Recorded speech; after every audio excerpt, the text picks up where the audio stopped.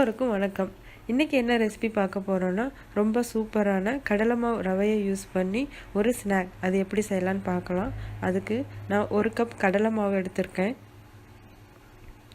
அதில் 1/4 spoon chilli powder, 1/4 spoon மஞ்சள், கொஞ்சம் ஜீரகம்,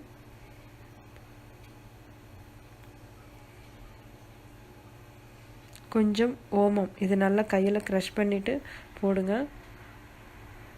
அதுக்கப்புறம் டேஸ்ட்டுக்கு சால்ட் தேவையான அளவு போட்டுட்டு இது எல்லாத்தையும் நல்லா மிக்ஸ் பண்ணி விடணும். இது மாதிரி நல்லா மிக்ஸ் பண்ணிவிட்டு இதில் நான் 2.5 கப் தண்ணி ஆட் பண்ணணும். முதல்ல 2 கப் தண்ணியை ஆட் பண்ணிவிட்டு நல்லா மிக்ஸ் பண்ணிடுறேன். இது மாதிரி நல்லா கட்டி இல்லாமல் மிக்ஸ் பண்ணிவிட்டு மீதி இருக்கிற 1/2 கப் தண்ணியை நான் ஆட் பண்ணிடுறேன்.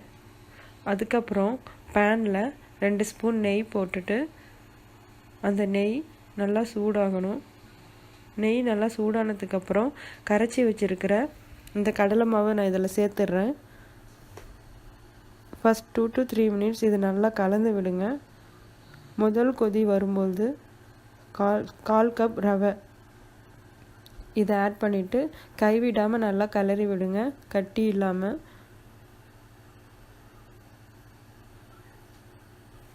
இது நல்லா கட்டி இல்லாமல் இது மாதிரி கலந்து விடுங்க. இது மாதிரி கலந்துக்கிட்டே இருக்கும் பொழுது ஒரு 10 நிமிஷத்துக்கு அப்புறம் நல்லா கட்டியான பதத்துக்கு வரும். அது வரையிலும் இது மாதிரி அப்பப்போ நல்லா கிளறி விடுங்க. பாருங்கள், 5 மினிட்ஸ்க்கு அப்புறம் இது மாதிரி ஆயிருக்கு. இன்னும் 5 மினிட்ஸில் இது நல்லா திரண்டு வந்துடும். பாருங்கள், இது நல்லா திரண்டு வந்துடுச்சு. இதை நீங்கள் ஒரு 10 நிமிஷம் அப்படியே வைங்க. ஆறுனதுக்கப்புறம் இது இன்னும் நல்லா கெட்டி ஆகிடும்.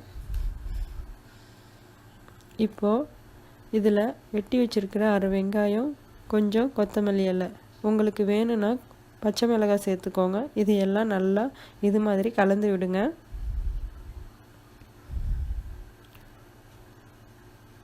இது மாதிரி நல்லா கலந்ததுக்கப்புறம் நான் ஒரு பிளேட் எடுத்து அந்த பிளேட்டில் கீ அப்ளை பண்ணி இப்படி வச்சுருக்கேன். அந்த தட்டில் இந்த கடலை மாவு பேஸ்ட்டை நான் இதில் ஆட் பண்ணி நல்லா கையால் ஸ்ப்ரெட் பண்ணி விடுறேன்.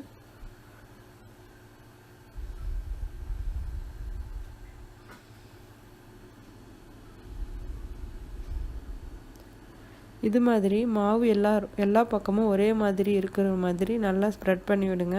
ரொம்ப திக்காக வேண்டாம், இந்த அளவில் இருந்தால் போதும். அப்போ தான் அது நல்லா வேகும். இது மாதிரி நல்லா ஸ்ப்ரெட் பண்ணதுக்கப்புறம் நீங்கள் உங்களுக்கு வேணுங்கிற ஷேப்பில் சின்ன சின்ன க்யூப்ஸாக கட் பண்ணிக்கோங்க. இதை கட் பண்ணிவிட்டு பொரித்து எடுக்கிறோம், அவ்வளோதாங்க. இப்போ பேனில் எண்ணெய் சூடாக இருக்குது. நான் எல்லா பீசஸும் எடுத்து பொரிக்கிறேன்.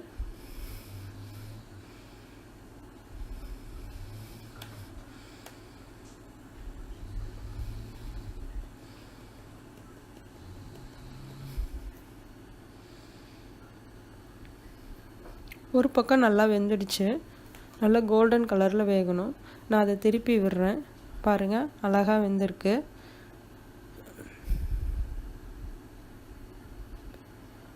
இதே மாதிரி அடுத்த பக்கமும் நல்லா வேகணும். 2 பக்கமும் சூப்பராக வெந்துடுச்சு. இதை நான் எடுத்துடுறேன்.